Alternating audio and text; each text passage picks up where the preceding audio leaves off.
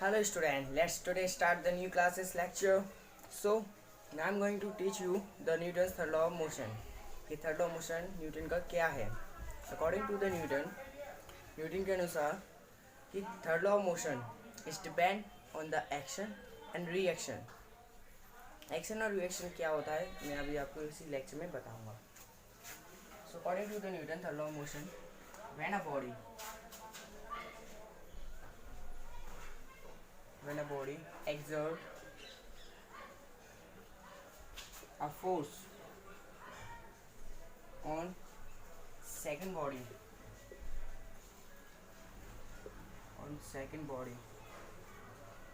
the second body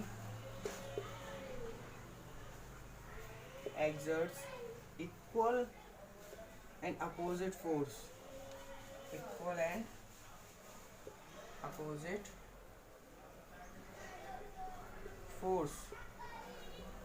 on the first one body.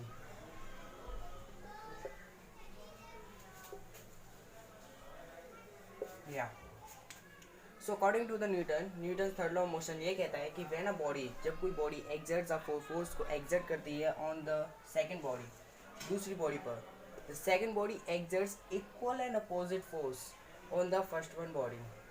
Means उसी का force equal and opposite second body का first body पर करती है. जैसे कि फॉर एग्जांपल ये बॉल है, इट्स अ बॉल. नाउ यहाँ पर कोई बॉय है, it's a boy. Now boy इसको पुश कर रहा है. The boy is pushing the ball and also have wear the skates. अब उसने नोटिस किया, ऑब्जर्व किया कि जब वो उसको बॉल को पुश कर रहा है बट बॉल तो आगे नहीं जा रही, पुश नहीं हो रही. In return of that he is coming backward, वो बैकवर्ड की तरफ आ रहा है. इसलिए जब उसने बॉल पर अपना फोर्स लगाया तो बॉल ने भी इक्वल एंड अपोजिट फोर्स उस बॉडी पर मीन्स बॉय पर भी exert किया. So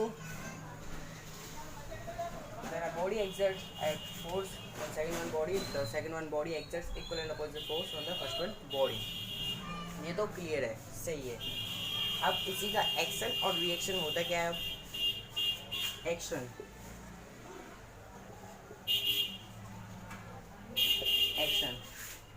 जब कोई बॉडी, जब first one body second body पे फोर्स को एग्जर्ट करती है उसे कहते हैं हम एक्शन. देन जब सेकेंड बॉडी फर्स्ट बॉडी पर अपोजिट में मीन्स अपोजिट डायरेक्शन में इक्वल एंड अपोजिट फोर्स जब एग्जर्ट करती है फर्स्ट वन बॉडी पे उसे कहते हैं हम रिएक्शन. एक्शन फोर्स प्लस में मीन्स जब first one body second body पे फोर्स एग्जर्ट करेगी. एंड रिएक्शन जब second one body first one body पे force opposite and equal exert करेगी. ये हो गया एक्शन एंड रिएक्शन. अब इसी को हम एग्जाम्पल के तौर पर समझते हैं अच्छी तरह.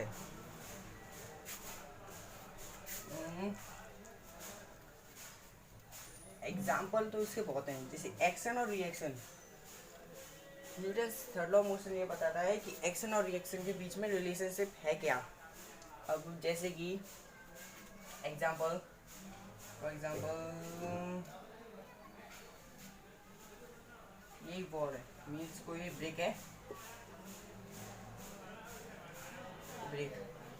अब इसी के हुक को, जो हुक होता है, इसी के हुक को हमने स्प्रिंग बैलेंस आप सब जानते होंगे. Spring balance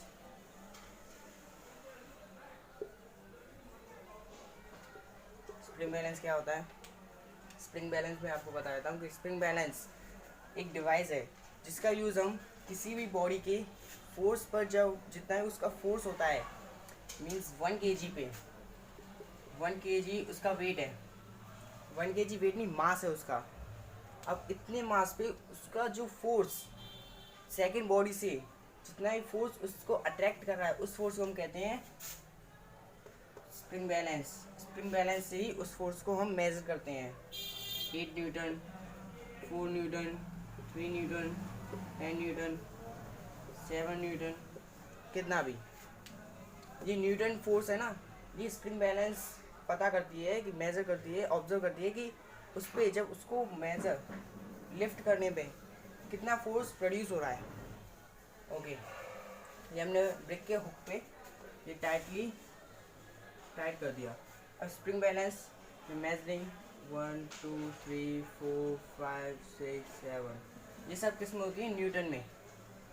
spring balance value Newton में बताता है, न्यूटन में 1 2 3 4 5 6 7। ओके, नाउ सी के हुक को second hook of the second spring balance, second one spring balance से अटैच कर दिया।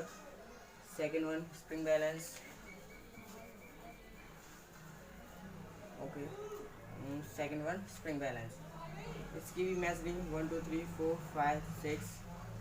देन इसके हुक को, अब कोई बॉडी जब इस ब्रेक को मीन्स लिफ्ट मीन्स स्ट्रेच करेगी, जैसे कि मैंने इसी हुक को पकड़ लिया, अब इसी हुक को पकड़ के मैं इसको स्ट्रेच कर रहा हूँ। जब मैं स्ट्रेच करूँगा तो इसका जो फोर्स है बी ए इस पे जब मैं स्ट्रेच करूँगा तो ये तो मैं इसको स्ट्रेच कर रहा हूँ, बट ये इसी के उस हुक से अटैच है, तो ये इस पे जाके रिएक्शन करेगी। मीन्स इसका तो एक्शन, इसका एक्शन जो इस पे आएगा एक्शन। अब जब इस पे एक्शन आएगा इसका, तो ये भी equal and opposite force backward direction means पीछे की तरफ एग्जर्ट करेगी सेकंड वन बॉडी पे। तो यहाँ से जब इधर जाएगा ये हो जाएगा reaction, means A body B body पे एक्शन करेगी, then B body second body पे एक्शन मीन्स रिएक्शन करेगी। अब रिएक्शन करेगी तो कैसे हमें पता पड़ा कि इक्वल है, क्योंकि जब हमने मेजर देखा, मेजरमेंट इसकी न्यूटन में, तो इसकी मेजरमेंट थी 4 Newton and also of it 4 Newton. ये न्यूटन के ही द्वारा मीन्स फाउंड किया गया है कि 4 न्यूटन ही स्प्रिंग बैलेंस बताता है इसी एक्सपेरिमेंट पे। Okay, now the second one example, simple example, common example है ये, that how do we walk.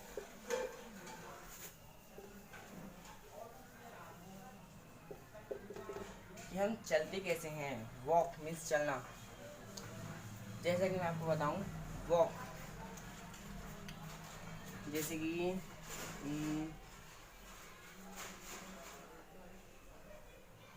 एक बॉडी है, हम जब चलते हैं तो कैसे हमारा जो राइट लेग या लेफ्ट लेग कोई भी लेग हो, पहले हम उससे ग्राउंड को पुश करते हैं in backward,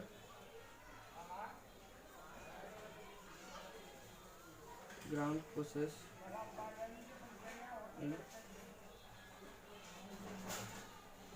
backward with our action.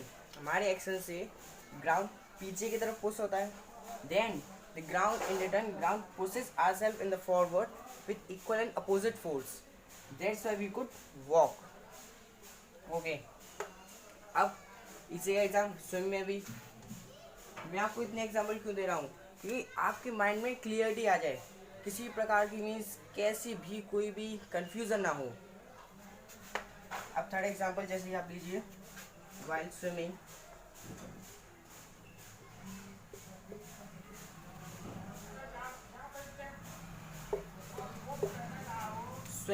Swimming आप सब जानते हैं, बहुत अच्छी लगती है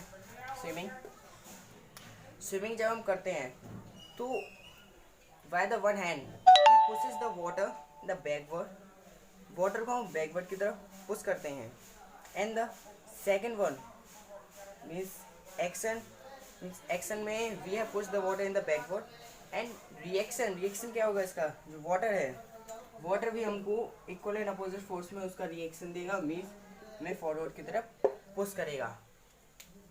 एक्शन एंड रिएक्शन पर ही ये पूरा न्यूटन्स का थर्ड लॉ पूरा। अब इसी से भी नहीं तो आप और एग्जाम्पल लीजिए, for example horse cart. Horse cart तो आप सबने देखी होगी। हॉर्स कार्ट पे जब हॉर्स के पीछे कार्ट होती है, कार्ट पे तो बहुत सारे मटेरियल्स होता है, मटेरियल के ऊपर मीन्स कुछ भी हो, ब्लैंकेट हॉर्स उस कार्ट को मूव कैसे करती है, कार्ट मूव कैसे करती है, जब हॉर्स अपने लेग को मीन्स फ्रंट वन लेग को बेंड करता है, और बेंड करने के बाद आगे की तरफ नील होता है मीन्स झुक जाता है, then he pushes the ground backward means ground को पीछे की तरफ बैक करता है, पुश करता है, और फिर उसके बाद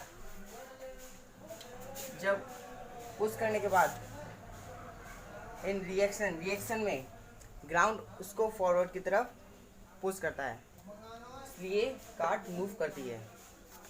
ओके, इतने एग्जांपल मैंने आपको समझा दिए। अब कोई कन्फ्यूज़न हो तो कमेंट में आप लिंक में मीन्स कमेंट में डाल के पूछ लीजिए। Thank you.